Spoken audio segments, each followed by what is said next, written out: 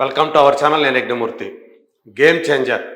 So దీనికి సంబంధించినటువంటి cinema ఎలా ఉంది ఏంటి అనేటువంటి ఒక ప్రివ్యూ మన దగ్గరికి వచ్చేసింది.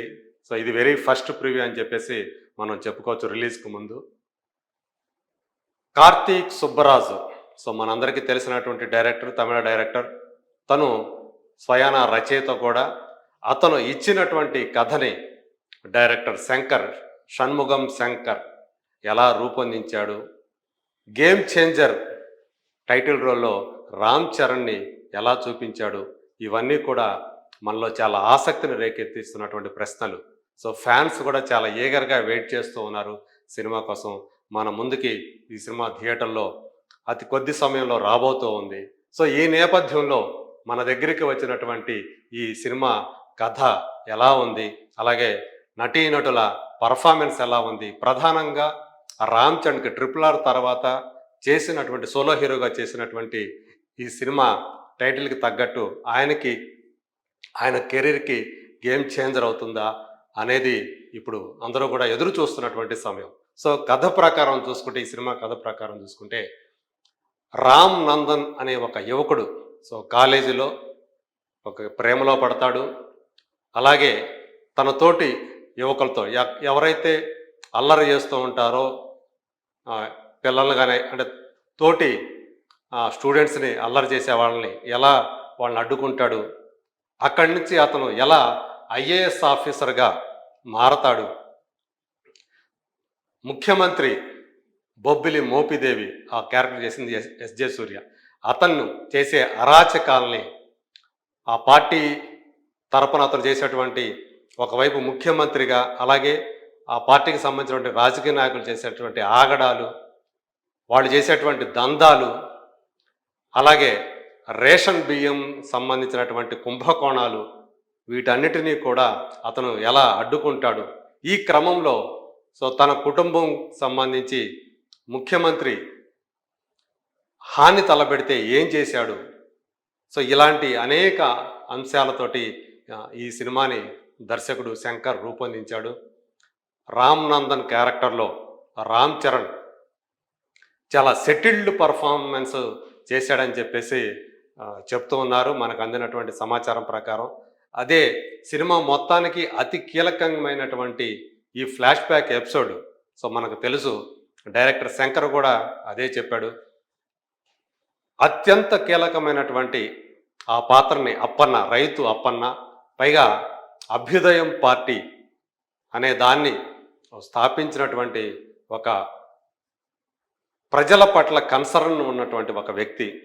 సో అతన్ని అదే పార్టీకి సంబంధించిన వాళ్ళు, అదే ఊరికి ఆ ప్రాంతానికి సంబంధించినటువంటి మోపిదేవి సత్యమూర్తి. సో అతను వాళ్ళిద్దరి మధ్య ఎలాంటి పరిస్థితులు తలెత్తాయి, మోపిదేవి సత్యమూర్తి అప్పనను వాడుకొని ఎలా ముఖ్యమంత్రి అయ్యాడు. సో ఇవన్నీ కూడా చాలా ఎంగేజింగ్గా ఆ పాత్ర ఫ్లాష్ బ్యాక్ ఎపిసోడ్ అంతా కూడా చాలా బాగా వచ్చిందని చెప్తున్నారు. నిజం చెప్పాలంటే ఎమోషన్స్ పరంగా, అలాగే చిత్రీకరణ పరంగా ఆ సన్నివేశాలు చాలా బలంగా వచ్చాయి అనేది మనకు అందుతున్నటువంటి సమాచారం. సో తనకి ఒక అందమైనటువంటి ఫ్యామిలీ, ఆ భార్య పాత్రలో అంజలి చేశారు. వాళ్ళకి ఒకే ఒక కొడుకు. సో సముద్ర తీర ప్రాంతంలో ఉప్పు పండించబడి, మనకు తెలుసు ఉప్పుని ఎలా పండిస్తారు సముద్రంలో నుంచి, ఆ ప్రాంతానికి సంబంధించినటువంటి ఒక దందా కూడా ఇందులో మనకి కనిపిస్తూ ఉంది. సో అలాంటి ప్రాంతానికి సంబంధించినటువంటి అతని ఆశయం ఏంటి, ఆ ఆశయాన్ని కొడుకు ద్వారా ఆ తల్లి ఎలా తీర్చింది. సో రామ్ నందన్ తండ్రి ఆశయాన్ని, అంటే ఒక ఎలక్షనీరింగ్ కానివ్వండి, ఎలాంటి అవినీతి లేనటువంటి ఎన్నికల ప్రక్రియ ఆశించినటువంటి ఆ తండ్రి అప్పన్నని, అతని కోరికని కొడుకు తీర్చాడా లేదా, అవినీతి రహితమైన పాలన అందించటంలో కలెక్టర్గా అతనికి ఎదురైనటువంటి ఆ ఆటంకాల్ని, ఏకంగా ముఖ్యమంత్రి స్థాయి వ్యక్తి నుంచి వచ్చినటువంటి అడ్డంకుల్ని అతను ఎలా ఛేదించాడు. సో ఇదంతా కూడా చాలా ఆసక్తికరమైన రీతిలోనే దర్శకుడు శంకర్ తీర్చిదిద్దాడని చెప్పేసి సో మనకు అందుతున్నటువంటి సమాచారాన్ని బట్టి తెలుస్తుంది. అయితే ఇదే సమయంలో ఈ సినిమాలో కొన్ని సెట్ బ్యాక్స్ కూడా ఉన్నాయని చెప్పేసి మనకి తెలుస్తూ ఉంది. అది ఏంటి, ఆ సెట్ బ్యాక్స్ ఏంటి, ఎలా ఉంది? సో అంటే హీరోయిన్ క్యారెక్టరైజేషన్ అంజలి పాత్ర ఈ సినిమాలో ఆమె క్యారెక్టర్ అంటే పరిమితి ఉన్నప్పటికీ కూడా స్క్రీన్ స్పేస్ కాస్త తక్కువ అయినప్పటికీ కూడా ఆమె పాత్ర చాలా బాగా వచ్చిందనేది మనకు అందుతున్నటువంటి సమాచారం. ఆమె కూడా అంత బాగా ఆ రోల్ని ప్లే చేశారు. వేరాజ్ హీరోయిన్ అంటే చదువుకునేటప్పటి నుంచే స్నేహితులైనటువంటి స్నేహం ప్రణయంగా మారి సో ఆ తర్వాత వాళ్ళిద్దరి మధ్య ఉన్నటువంటి ఆ రొమాన్స్ ఇది దీని వరకే కియారా అద్వాని రోలు.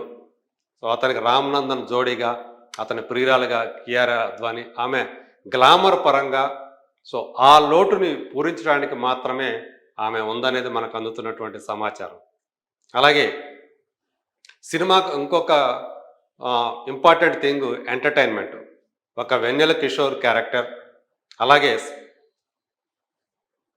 సైడ్ సత్య క్యారెక్టర్లో సునీల్, అలాగే బ్రహ్మానందం వీళ్ళు అందించేటువంటి వినోదం ఒక పక్క.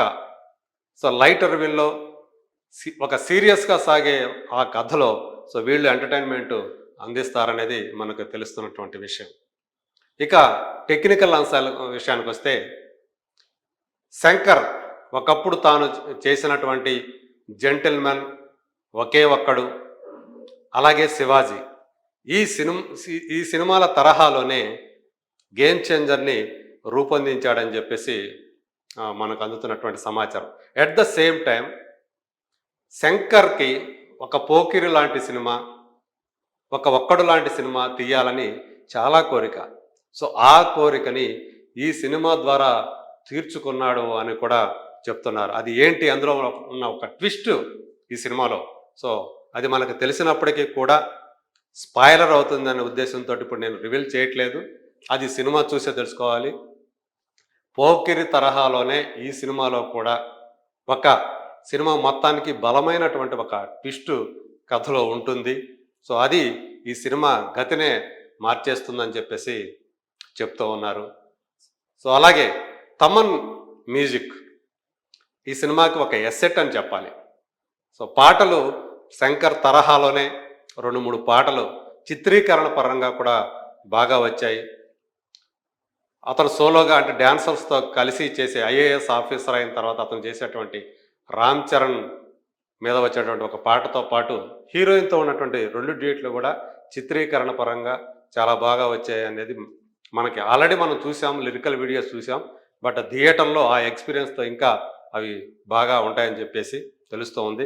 బ్యాక్గ్రౌండ్ స్కోర్ తమన్ తనదైన స్టైల్లోనే ఈ సినిమాకి ముఖ్యంగా ఎమోషనల్ సీన్స్లో, యాక్షన్ అండ్ ఎమోషనల్ సీన్స్లో ఫ్లాష్ బ్యాక్ ఆ ఎపిసోడ్ ఏదైతే ఉందో అందులో వచ్చేటువంటి ఆ బ్యాక్గ్రౌండ్ స్కోర్ ఏదైతే ఉందో అది సినిమాకి ఆయువు పట్టుగా నిలుస్తుందని కూడా మనకు తెలుస్తున్నటువంటి సమాచారం.